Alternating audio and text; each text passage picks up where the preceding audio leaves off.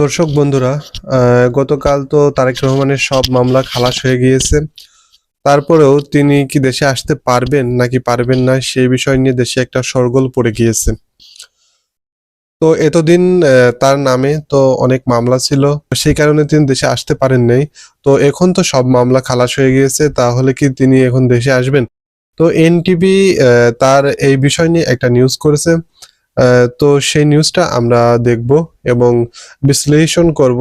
আপনারাও সে বিষয় নিয়ে মতামত জানাবেন কমেন্টে। তো এনটিভির যে টাইটেলে নিউজটি প্রকাশিত হয়েছে সেটি হচ্ছে সব মামলায় খালাস তারেক রহমান, দেশে কি তিনি ফিরতে পারবেন?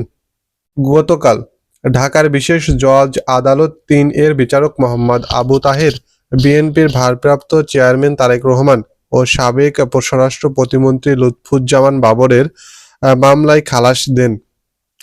এর ফলে বিচারিক আদালতে তারেক রহমান ও লুৎফুজ্জামান বাবরের বিরুদ্ধে আর কোনো মামলা নেই বলে জানিয়েছেন তাদের আইনজীবীরা। মামলার অভিযোগপত্রে বলা হয়, বসুন্ধরা গ্রুপের পরিচালক ইঞ্জিনিয়ার সাব্বির হত্যা মামলায় আসামি সফিয়াত ও সোবহান আনভীরকে দায়মুক্তির উদ্দেশ্যে ২১ কোটি টাকা মূল্যের ঘুষ গ্রহণ করা হয়েছিল।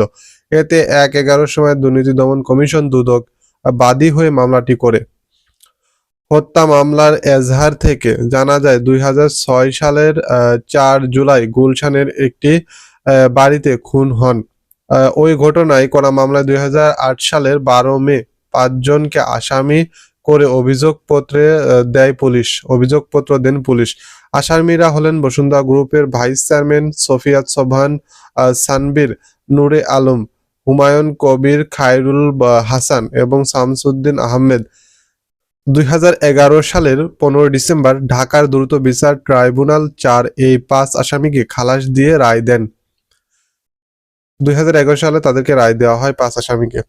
এতে আসামিদের কাছ থেকে ঘুষ নেওয়ার অভিযোগে তারেক রহমান সহ ৮ জনের বিরুদ্ধে মামলা করেছিল দুদক।